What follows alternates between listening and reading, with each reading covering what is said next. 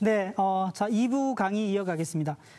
이번에는 이제 앞서 봤던 6월 모의평가에서의 어떤 그 출제 경향 분석이라든지 아니면 뭐 등급 컷 이런 것들을 좀 살펴본 것을 토대로 해서요. 앞으로 이 6월 모의평가를 어떻게 이제 활용을 해야 될지에 대해서 좀 구체적으로 좀 살펴보도록 하겠습니다. 자, 그리고 나서 이제 수능에 앞으로 이제 대비까지 어떻게 해야 되는지 조금 살펴볼 텐데요. 자, 간단하게 설명을 좀 드리겠습니다. 먼저 6월 모의평가의 활용법인데요. 먼저 첫 번째 보시면은 원점수 고득점에 현혹되지 말자. 원점수 고득점 현혹되면 안 되겠죠. 원점수가 사실은 점수가 높다고 하더라도 시험이 쉬우면은 다 같이 높은 점수를 받죠. 그러면 표준 점수나 나중에 100분위로 환산해 보면 결코 나한테 이제 유리한 조건은 되지 않은 거죠. 그래서 원점수보다는 사실은 20일 날 발표되는 표준 점수하고 100분위를 가지고 좀 참고를 해야 된다. 이런 말씀 드릴 수 있고요. 자, 그다음 두 번째로 틀리거나 풀지 못한 문제가 있죠. 이 고난도 문제는 찾아야 됩니다. 네, 내가 틀리거나 풀지 못한 고난도 문제를 찾아서 어떻게 해야 돼요? 네.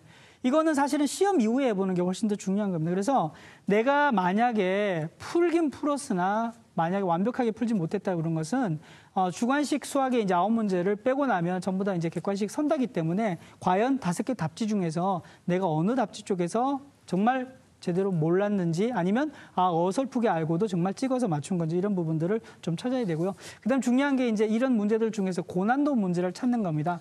뭐 아까도 말씀드렸던 대로 수험생들이 조금 기분이 상하실지 모르겠습니다만 많은 문제들을 쉽게 출제하고 고난도 문제 2개나 3개로 상위권을 가르는 이런 정도의 난이도가 계속 이어지면 결국엔 고난도 문제가 앞으로의 내가 목표로 하는 점수 그리고 대학의 당락을 정하기 때문에 고난도 문제가 중요하다 이렇게 볼 수 있고요.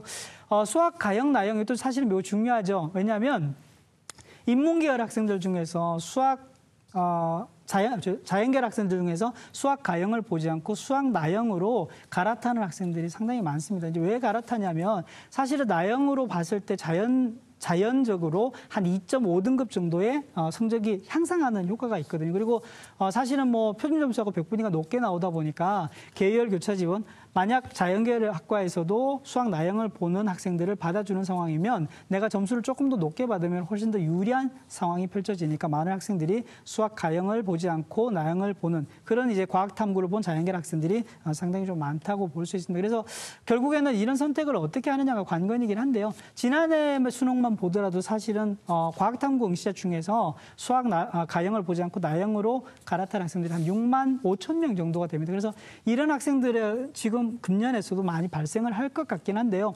문제는 가형을 보고 나형을 보고 두 개를 다 본 학생들을 받아주잖아요. 그러면 가형에 반드시 가산점을 주는 데가 많습니다. 그러면 내가 나형을 봐서 성적이 많이 올랐잖아요. 오른 만큼의 가형에 주는 가산점의 벽을 넘어야 하는 게 핵심입니다. 그래서 반드시 이제 내가 나형 봐서 점수만 잘 나온다고 결정하지 마시고 가형에 주는 가산점까지 넘을 수 있느냐 이런 부분을 조금 더 보셔야 될 것 같고요. 탐구 2과목 중요합니다. 금년에는 이제 영어가 사실은 절대평가로 이제 바뀌어지면서 국어도 중요하고 수학도 중요하지만은 탐구의 결정적인 영향들이 많이 이제 좌우할 거기 때문에 탐구를 미리서부터 좀 잘해 나갈 수 있는 방법들이 좀 필요합니다. 그래서 여름 방학 이전에 반드시 한 과목 정도는 시작을 하시고요. 여름 방학 끝나기 전에 또 한 과목을 시작해서 2과목 점수를 조금 더 유지하는 게 중요할 것 같습니다. 그리고 탐구는 많이 선택을 하셔가지고 내가 시행착오를 거쳐서 어느 과목 선택이 나한테 조금 더 유리한지를 좀 판단해 보는 게 모의고사 성적으로 하든지 아니면은 실제 이제 내가 뭐 모의고사는 아니더라도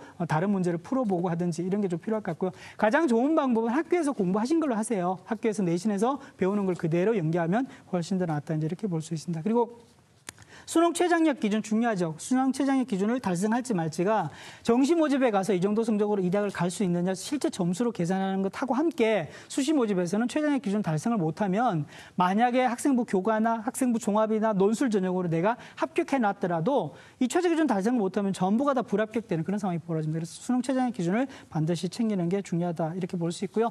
6월 22일 날 성적 발표되면 꼭 하셔야 될 일이 있습니다.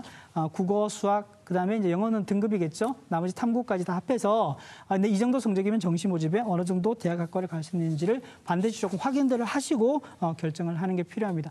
사실 제가 왜 이 말씀드리냐면 여름 방학에 우리가 뭘 할지 어떤 공부 어떤 영역을 더 할지 아니면 수시에 집중을 해야 될지 아니면 정시로 그냥 노리고 가야 될지 이런 판단을 하는 것이 6월 모의평가의 결정으로 많은 것들을 좌지우지하기 때문에 매우 중요하다 이제 이렇게 볼 수 있습니다. 그래서 우리 학생들 입장에서는 사실은 지금 많이 이제 힘든 상황인 것 같기는 해요. 왜냐하면 6월 모평을 보고 나서 지금 현재 뭘 해야 될지 어떻게 해야 될지 사실은 쉽지 않은 상황이기 때문에. 하지만 우리 학생들 입장에서는 지금 이제 머물고 있을 수만은 없는 거죠. 그래서 6월 모의평가에 지금 활용을 제가 아주 짧게 말씀을 드렸는데요. 이 활용을 통해서 앞으로 남아있는 7월, 8월 또 이제 뭐 이후에 남아있는 수능 시험 날까지 수능 공부 이런 것들을 조금 더 되새겨보는 것들이 매우 중요합니다. 그래서 앞에서 봤던 이제 뭐 출제 경향 분석도 중요하고 등급컷 점수도 중요하지만 실제로 22일 날 결과가 나오면 그 결과를 토대로 해서 내가 과연 정시 모집 이 정도는 갈 수 있구나라는 것을 확실하게 조금 더 정리를 할 필요가 있다. 이제 이렇게 볼 수 있습니다.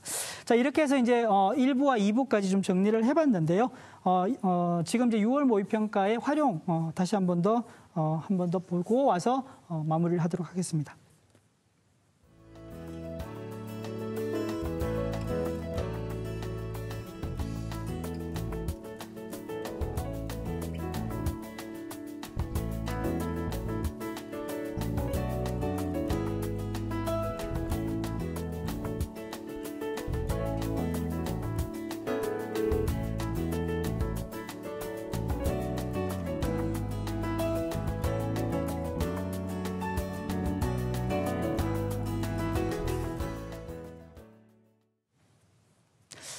네, 6월 모의평가 분석 그리고 2018 수능 대비 전략에 대해서 살펴봤는데요.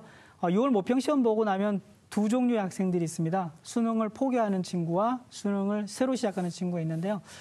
제 생각에는 뭐 후자가 됐으면 좋겠습니다. 수능을 새롭게 이제 좀 준비를 할 수 있는 학생들이 좀 많아지고 모든 학생들이 그렇게 준비를 했으면 좋겠는데요.